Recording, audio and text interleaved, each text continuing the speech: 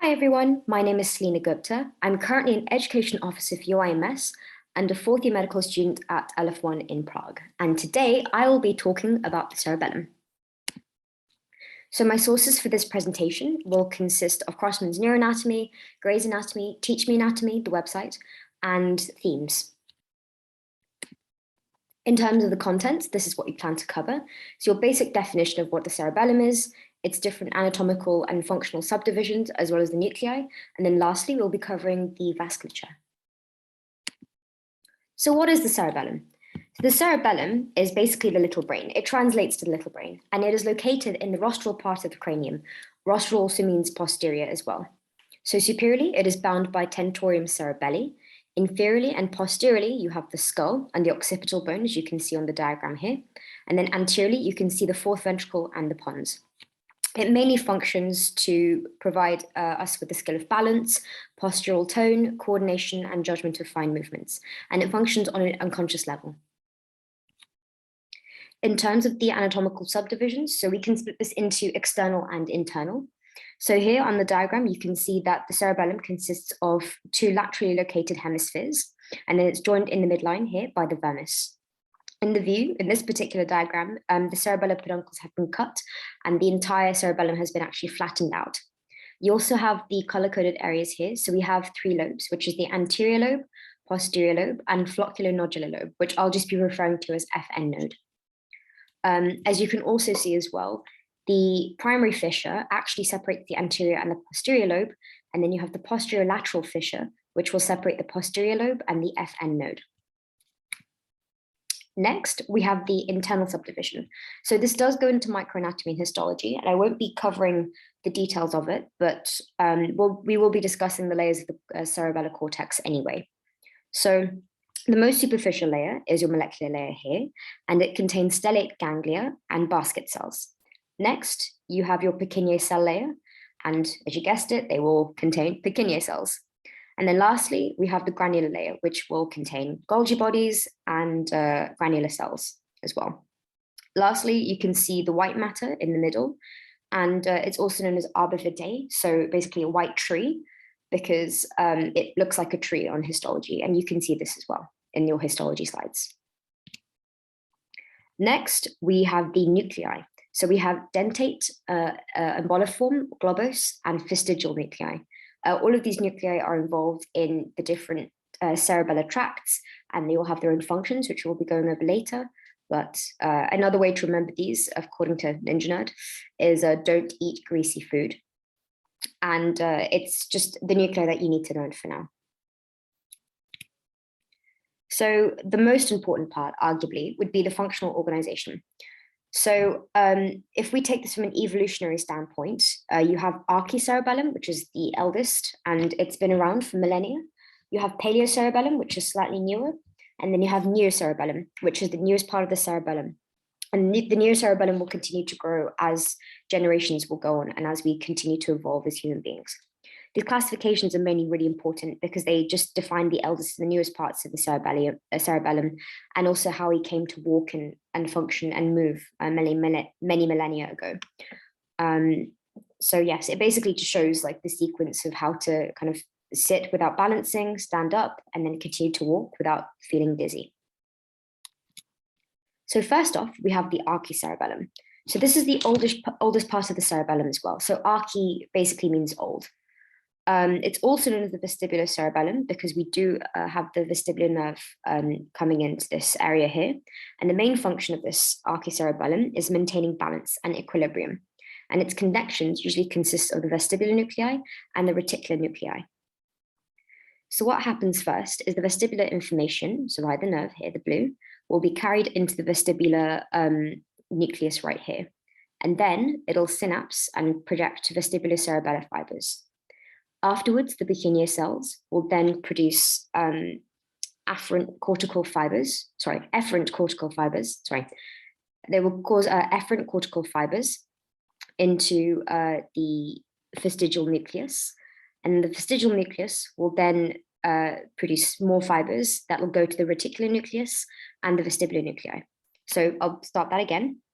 So you have the vestibular information that is carried from the vestibular nuclei to the cortex, of the ipsilateral floccular nodular lobe. So this blue and purple line here.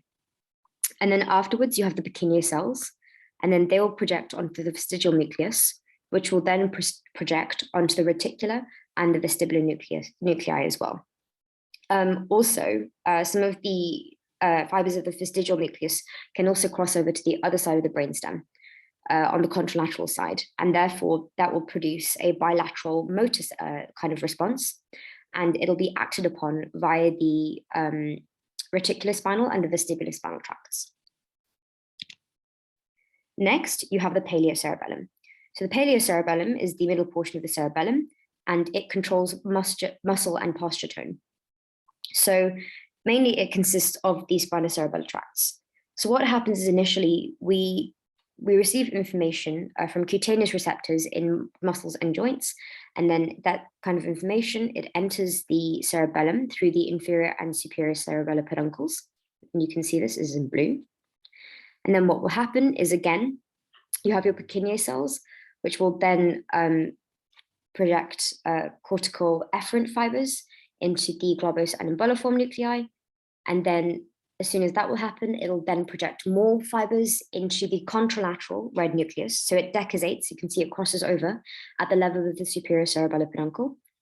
And then afterwards, at the red nucleus, you can see that there's the projection of the rubrospinal tract, which again will decussate at the superior cerebellar peduncle before making its way down and providing the effector mechanism. So just to repeat that, you have the cutaneous innervation from the muscles and joints, and all of that innervation will basically enter via the spinocerebellar tract into the superior and inferior cerebellar peduncles. The fibers will then terminate inside the vermis and paravermis, and then the Purkinje cells will then project cortical efferent fibers into the globose and umbiliform nuclei, before then projecting more fibers into the contralateral red nucleus. Afterwards, this gives rise to the rubrospinal tract, and then it'll essentially start to produce the effector mechanism. Lastly, we have the neocerebellum. So neo basically means new. It's Latin for new, and it basically makes up the majority of the cerebellum. And in this case, you would involve the paravermis and mainly the dentate nucleus. Its main role is to provide muscle coordination, trajectory, and to provide the judgment of speed and force of our movements. And it mainly consists of the pontocerebellar tracts. So at the start, we have the pontine nuclei, and that gives off pontocerebellar fibers, and that will enter the middle cerebellar peduncle, so this root here in purple. Afterwards, again, you have your Purkinje cells. They'll provide cortical efferent fibers that'll then go up and decussate onto the contralateral ventral nucleus of the thalamus. So essentially, it'll again decussate at the level of the superior cerebellar peduncle here. So after this, the ventral lateral thalamic fibers will then project onto the motor cortex in the frontal lobe here, and then the motor cortex will then start to give off fibers and start to project the lateral corticospinal tract.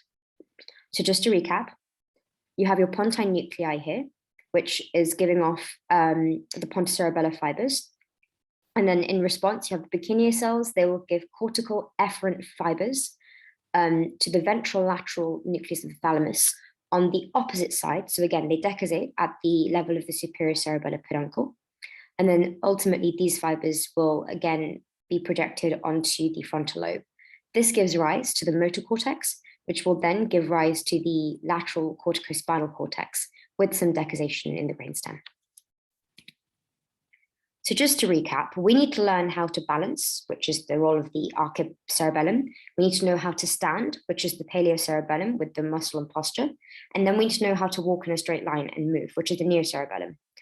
Now, if we have any cerebellar lesions, this can basically cause incoordination of the upper and lower limbs, and also ataxia, which is essentially disbalance, and then also nystagmus as well. Lastly, we have the vasculature.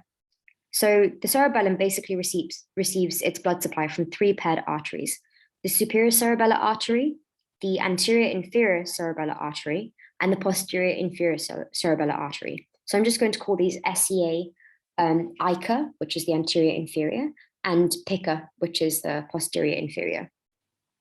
The SCA and the ICA are basically branches of the basilar artery, as you can see here, and they wrap around the anterior aspect of the pons before reaching the cerebellum.